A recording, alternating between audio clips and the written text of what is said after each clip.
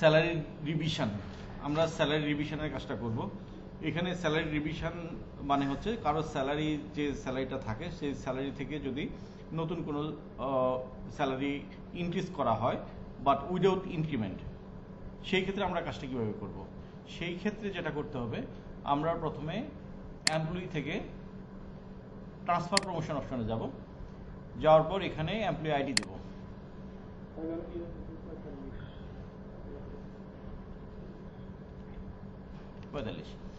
এখানে 119945 এই আইডিকে আমরা রিভিশন করব।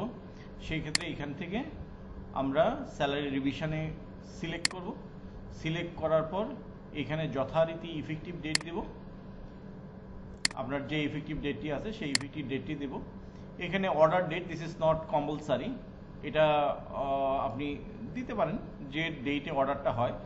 আর এইখানে রিমার্কসের ক্ষেত্রে যেটা খেয়াল রাখতে হবে, আপনাদের ফাইলের নথি নাম্বারটা দেওয়ার চেষ্টা করবেন যাতে ভবিষ্যতে আমরা অনুসন্ধান করে এখানে পেয়ে যাই তথ্যটাকে।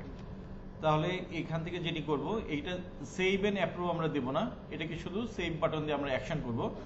যদি কোনো কারণে সেভ এন্ড অ্যাপ্রুভ অংশটিকে সিলেক্ট করা হয়, সেই ক্ষেত্রে আমরা স্যালারি অ্যাডজাস্ট করতে পারবো না, সম্পূর্ণভাবে এটা অ্যাপ্রুভ হিসাবে দেখাবে। সেই ক্ষেত্রে আমাদের ট্রানজেকশনের সুবিধার্থে আমাদের সেভ দিতে হবে। এখানে সেভ দিব। সেভ দেওয়ার পর ট্রানজেকশনটি আমরা কনফার্ম করব, ইয়েস বাটনে চেপে সাকসেসফুল মেসেজ রিটার্ন করবে। এখান থেকে আমরা ডিরেক্ট চলে যাব পেরুল মেনুতে। পেরুল থেকে পেন্ডিং পেরুল প্রসেস, এখানে যাওয়ার পর এখানে ফিল্ডে আইডি দেওয়ার সাথে সাথে আমি আইডিটা পেয়ে যাব।